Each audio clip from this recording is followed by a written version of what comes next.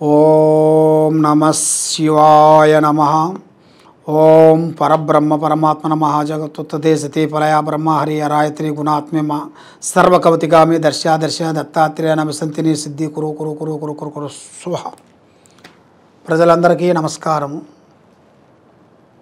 ఓం నమః శివాయ. శ్రీ క్రోధినామ సంవత్సరం 2024 డిసెంబర్ మాసం తులరాశి ఫలితాలు. ఈ తులరాశి వాళ్ళకి స్థితిగతులు ఎలా ఉన్నాయి, వాళ్ళ యోగం ఎలా ఉంది, వాళ్ళు చేయాల్సిన పనులు పద్ధతులు విధానాలు ఎలా ఉన్నాయి, వాళ్ళ నక్షత్ర బలం ఎంతవరకు వచ్చిందా అనేది చెప్పబోతున్నాము. ఈ తులరాశి వాళ్ళకి చిత్తా నక్షత్రము 3-4 పాదములు, స్వాతి నక్షత్రము 1, 2, 3, 4 పాదములు, విశాఖ నక్షత్రము 1, 2, 3 పాదము 1, 2, 3, 4 పాదములు అనగా తులరాశి ఫలితాలు. ఇది నామదశ అంటే జన్మదశ నామదశ. మనిషికి 2 ఉంటాయి. మనిషికి 2 అనగా మనిషికి పుట్టినప్పుడు ఒక టైం అనేది ఉంటుంది. ఆ టైం ప్రకారంగా మనం చూసుకున్నదే అది వచ్చేసి మెయిన్గా మన జన్మ లగ్నం, అంటే మన పుట్టిన లగ్నం. ఇప్పుడు మనం చెప్పే విధానం ఎలా ఉంటుందంటే ఇది నామదశ. నామదశ అనగా మన పేరు ఫలాన్ని బట్టి ఈ పేరులో ఈ రాశి విధానం అనేది మనం చెప్పబోతున్నాం. ఈ తులరాశి వాళ్ళకి అదృష్టము, జీవితము, లలాటకము, యోగము, స్థానబలము, పూజాబలం ఎలా ఉంటుందంటే చిన్న వయసు నుంచి చాలా వరకు కష్టపడుతూనే ఉంటారు. వీళ్ళు ఇవాళ ఉన్నది ఇవాళ లేదు అంటూ బాధపడే జన్మ కాదు. కాబట్టి ఏదైనా సాధించాలంటే చాలా వరకు కష్టపడుతూనే ఉంటారు వీళ్ళు. కానీ ఎంత కష్టపడ్డా చెడము తీరిక ఉండదు, దమ్మెడ ఆదాయం ఉండదు. 24 hours కష్టపడుతుంటారు. కానీ ఆదాయం విషయంలో వస్తే చూస్తే అంతంత మాత్రం అయిపోతుంటుంది. మళ్ళీ ఎందువల్ల అనేట్టుగా చాలామందికి చాలా విధానాలు, చాలా సందేహాలు ఉంటాయి. మరి ఈ రాశి వాళ్ళకి మెయిన్గా ఈ తులరాశి వాళ్ళకి మనస్తత్వం చాలా పెద్దది. మనస్తత్వం అంటే గుణం. మనిషికి కొన్ని గుణాలు ఉంటాయి. గుణాలు అంటే కూర్చుంటే కుందేలు బుద్ధి, లేస్తే లేడి బుద్ధి, పండుకుంటే పాము బుద్ధి, పరిగెత్తితే గుర్రం బుద్ధి, అలాగా కొన్ని విధానాలు ఉంటాయి. దాంట్లో వీళ్ళకి వచ్చేసి ఈ తులరాశి వాళ్ళకి మెయిన్గా జ్ఞాపక శక్తి, వీళ్ళు చేయాల్సిన కార్యక్రమాలు ఎలా ఉంటాయంటే ముందు జాగ్రత్త చేసుకుంటారు. వీళ్ళు ముందు జాగ్రత్త అనగా రేపు వాన వస్తుందంటే ఇవాళ గొడుగు రెడీ చేసుకొని పెట్టుకుంటారు. ఆ విధంగా ముందు జాగ్రత్త పడుతుంటారు. కాబట్టి వీళ్ళు చేసేది చేస్తూ కొంచెం బంధువులని, స్నేహితుల్ని, మిత్రులు మాట వింటుంటారు. దానివల్ల వీళ్ళకి అధోగతి పాలవుతుంటారు. ఎందువల్ల అంటే మెయిన్గా ఇలా జాతకంలో చూసుకుంటే ఆరోగ్యపరంగా చాలా వరకు బాగుంటుంది. చాలా విధానాలుగా ఆరోగ్య విధానాల్లో చాలా బాగుంటుంది. కాబట్టి వీళ్ళు దాని గురించి ఆరోగ్య విధంలో కొంచెం టైం తీసుకోవాలి.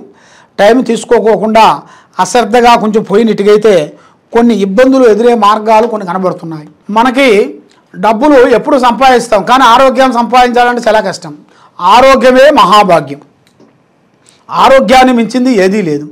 కానీ ఈ ఆరోగ్యం గురించి వాళ్ళు చూసుకోకుండా చాలా కష్టపడుతూనే ఉంటారు. ఎందుకంటే కుటుంబం గురించి, పిల్లల గురించి, భార్య గురించి, కొన్ని సమస్యల గురించి, ఆర్థిక ఇబ్బందుల గురించి, కొన్ని లోన్ల గురించి, వాళ్ళు చేసే వ్యవసాయాల గురించి సతమతమైపోతుంటారు. ఎందుకంటే మాట పోకూడదు కదా. మాట మన పరువు పోయిందనుకో ఇక మన లైఫ్ పోయినట్టుగా. కొంతమంది అలా ఊహించరు. కొంతమంది ఆలోచిస్తారంటే పోతే పోని, ఇక్కడ కాకపోతే ఇంకో దుక్కుని చేస్తాం పని అన్నట్టుగా ఊహిస్తారు. కానీ ఈ రాశి వాళ్ళు అలా అనుకోరు. ఈ రాశి వాళ్ళకి చాలా జాగ్రత్తలు, విధానాలు, పెద్దవాళ్ళు చెప్పిన మాటలు, వాళ్ళు చెప్పిన ఒక టయాలు, వాళ్ళు చెప్పిన ఒక భయభక్తులు అంటారు. ఆ భయభక్తుల్ని ఎక్కువగా గౌరవిస్తుంటారు. పెద్దవాళ్ళని కానీ చిన్నవాళ్ళని కానీ ఎవరు వచ్చినా కూడా ఎక్కువ గౌరవిస్తుంటారు. మన ఆ గౌరవం అనేది మనం ఇస్తేనే మనకు వస్తుంది. మనం ఏంది మనకు రాదు. అందువల్ల మనం ఇచ్చేటప్పుడే కొన్ని జాగ్రత్తలు కొన్ని మనం పాటిస్తుంటాం. అదేవిధంగా ఈ జాతకంలో ఉండవలసిన వాళ్ళకి మెయిన్గా ఇలా జాతక విధానాల్లో చూసుకుంటే మరి బిగినెస్ పరంగా పెద్ద పెద్ద కార్యక్రమాలు కొన్ని ఎదురయ్యే మార్గాలు కొన్ని ఉన్నాయి. ఈ తులరాశి వాళ్ళకి కొత్త కొత్త పనులు, కొత్త కొత్త బిగినెస్లు, కొత్త కొత్త డెవలప్మెంట్ కావాల్సినవి ఇలా జాతకంలో ఉన్నాయి. మరి ఇలా జాతక విధానంలో చూసుకుంటే వాహనములు అనగా బండ్లు, కొన్ని బైకులు, కొన్ని చేంజెస్ కావటం, కొన్ని కొత్త పెద్ద పెద్దవి తీసుకోవటం, కొన్ని డెవలప్మెంట్ చేయటం, కొన్ని కొనటం, కొన్ని అమ్మటం, కొన్ని ఎక్స్పోర్ట్ చేయటం, అలాంటి ఇలా జాతకంలో చాలా వరకు కనబడుతుంది. మరి వీళ్ళకి వ్యవసాయ విధానాల్లో చూసుకుంటే అంత విధానం అనేది కనబడతలేదు. ఎందువల్ల అంటే వీళ్ళకి వ్యవసాయ పరంగా చూసుకుంటే వీళ్ళ పేరులో కాకోకుండా ఏరే వాళ్ళ పేరులో వీళ్ళు పెడితే అంటే వీళ్ళ చేసే వ్యవసాయంలో కూడా అది వాళ్ళ పేరులో పెట్టినా కూడా వీళ్ళకి కలిసి వస్తుంది. మరి వాళ్ళ పేరులో పెట్టడం అంటే ఎలా అండి అని చాలామంది డౌట్గా అడుగుతుంటారు. ఏరే వాళ్ళని పెట్టడం అంటే ఇప్పుడు మన భూమి ఉందనుకోండి, ఆ భూమిని ఏరే వాళ్ళకి మనం కవులుగా ఇవ్వాలి. అప్పుడు వీళ్ళ జాతకంలో కలిసి వస్తుంది, అభివృద్ధి అనేది అవుతుంది. వీళ్ళ చేసుకుంటే కలిసి రాదు. కాబట్టి ఏరే వాళ్ళు చేస్తే కలిసి వస్తుంది. ఏరే వాళ్ళు చేశారనుకోండి, ఏరే వాళ్ళు భూమి వీళ్ళు చేశారనుకోండి, వీళ్ళకి కలిసి వస్తుంది. ఆ విధంగా ఉంటుంది. మరి వీళ్ళకి రియల్ ఎస్టేట్ విధానాల్లో వ్యాపార పరంగా, బిజినెస్ పరంగా పెద్ద పెద్ద పనులు, డెవలప్మెంట్లు కావలసిన అభివృద్ధి కొన్ని కనబడుతున్నాయి. రియల్ ఎస్టేట్లో కూడా పెద్ద పెద్ద బిల్డింగ్లు కూడా పెద్ద పెద్ద కన్స్ట్రక్షన్లు కొన్ని కొనటం, కొన్ని అమ్మటం, రియల్ ఎస్టేట్లు దాంట్లో కొంత మార్పులు అవి కొన్ని చేయాల్సినవి అతి దగ్గరలో వీళ్ళకి కనబడుతున్నాయి. దాంట్లో కూడా ఎలాంటి ఇబ్బందులు అనేది ఏం లేదు. దాంట్లో కూడా అభివృద్ధి అనేది వస్తుంది.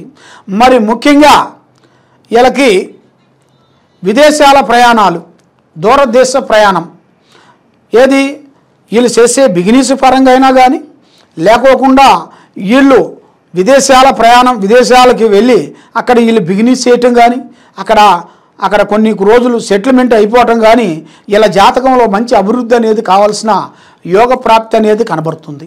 కాబట్టి మరి వీళ్ళకి ముఖ్యంగా ప్రేమ సమస్య అంటే ప్రేమ అనేది మనం ప్రేమిస్తాం. మనం ప్రేమించినప్పుడు మన ఒక స్త్రీని ప్రేమించినప్పుడు, ఒక స్త్రీ మనల్ని ప్రేమించినప్పుడు అది మన మనసులో నుంచి రావాలి. ఆమె మనసులో నుంచి మనకు ప్రేమ పుట్టాలి. మన ప్రేమ అంటే 4 సినిమాలు చూసి వచ్చి 4 పార్కులు తిరిగి వస్తే ప్రేమ కాదు, 4 పార్కులు తిరిగేస్తే కాదు. ఎందువల్ల అంటే ఆ ప్రేమ బంధం అనేది మీ జాతకములో చాలా వరకు చాలా అభివృద్ధిగా అయ్యే మార్గాలు కనబడుతున్నాయి. ప్రేమించే వాళ్ళకి మీకు కొత్త కొత్త విధానాలు ఎదురయ్యే మార్గాలు ఉన్నాయి. ప్రేమించిన వాళ్ళు ఇంతకుముందు ప్రేమించి కొంచెం విడిపోయిన వాళ్ళు కూడా ఇప్పుడు కలుసుకునే యోగం అనేది మీకు అతి దగ్గరలో కనబడుతుంది.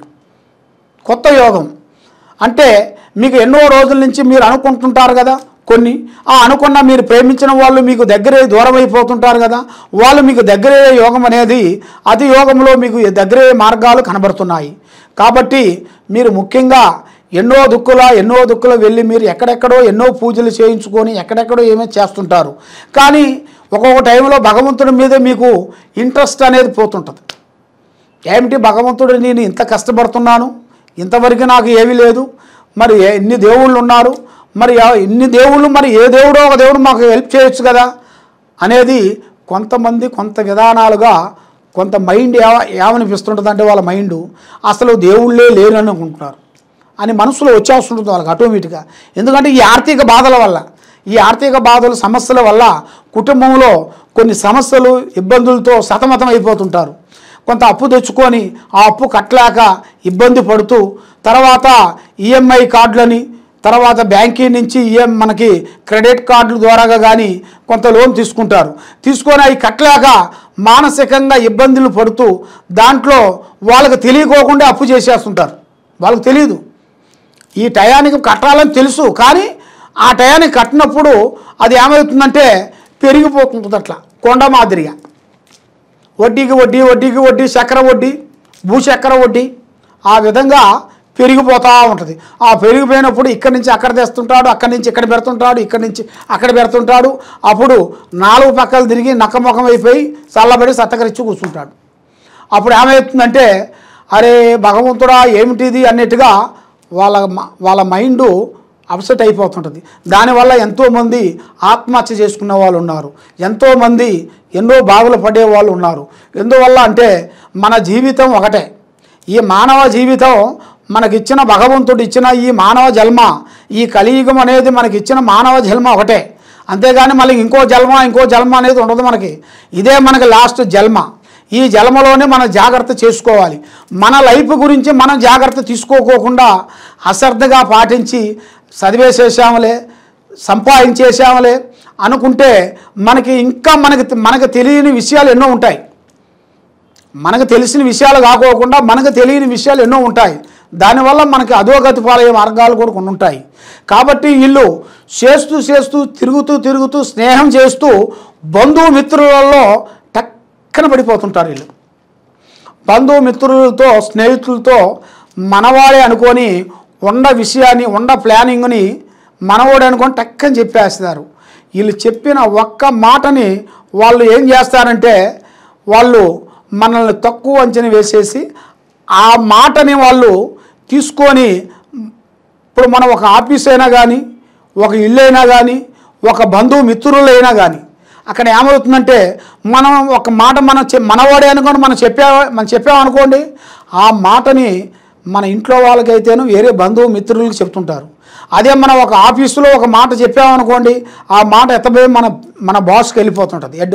మన బాస్కి వెళ్ళిపోయినప్పుడు ఆ బాస్ నుంచి మనకు లేనిపోయిన చికాకులు, మనకు ఉద్యోగం పోవటం, చికాకులు పడటం, స్త్రీ వల్ల కానీ పురుషుల వల్ల కానీ చాలా విధానాలు కనబడే యోగం కనబడుతుంది.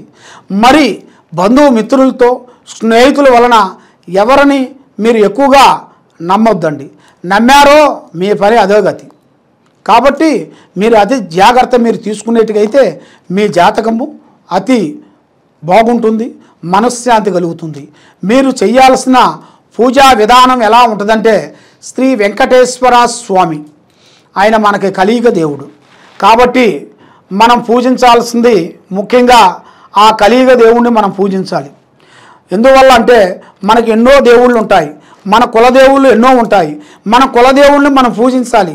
మన కులదేవుని పూజిస్తూ మనం ముఖ్యంగా చేయాల్సిన శ్రీ వెంకటేశ్వర స్వామిని మనం పూజించి ఆయన భజన చేసినట్టుగైతే, ఆయన ఆరాధన మనం చేస్తే తప్పకుండా మన మీద ఉండాల్సిన అష్ట కష్ట దరిద్ర దోష నివారణ పటాపంచలైపోతాయి. మనశ్శాంతి అనేది ఉంటుంది, లక్ష్మి నిలబడుతుంది, ఆరోగ్యాలు బాగుంటాయి, మనసు నెమ్మదిగా ఉంటుంది. ఏ కార్యక్రమం చేయాలనుకున్నా కూడా మీకు ఆ భగవంతుడు సమీపంలో మీకు తప్పకుండా ఉంది. కాబట్టి ఈ తులరాశి వాళ్ళకి మీరు ఊహించని లక్కు కొన్ని రాబోతున్నాయి. దాంతోపాటు మీకు అదృష్ట యోగం పట్టబోతుంది. అది ఏ రూపం అనేది చెప్పలేము. భూమిలో నుంచి రావచ్చు, స్నేహితుడి నుంచి రావచ్చు, స్త్రీ నుంచి రావచ్చు. ఆ విధంగా 3 విధానాలలో మీకు కనబడుతుంది. కాబట్టి మీరు ఏ కార్యక్రమం చేయాలనుకున్నా కొంత జాగ్రత్త మీరు తీసుకునేట్టుగా అయితే మీ జాతకము మంచిగా అవుతుంది, మీ జీవితము సుఖమయం అవుతుంది, మీ జీవితానికి ఎలాంటి ఇబ్బందులు ఉండవు. ఆ భగవంతుడి దయ వల్ల మీరు ఆ విధంగా చేసుకుంటే తప్పకుండా జయప్రదంగా అవుతుంది. ఈ కింద ఉండాల్సిన నెంబర్కి మీరు సంప్రదించినట్టుగైతే మీ ఒంట్లో ఏమున్నా, మీ ఇంటి మీద ఏమన్నా ఉన్నా, మీరు చేసే ఉద్యోగంలో కానీ, మీరు చేసే బిజినెస్లో కానీ ఎలాంటి లోపాలు ఉన్నా కూడా మేము చూసి చెప్పగలుగుతాము. మీ డౌట్ ఏదన్నా ఉంటే మాకు కింద ఉండాల్సిన నెంబర్కి సంప్రదించండి. సర్వో జనా సుఖినో భవంతు. ఓం నమః శివాయ నమః.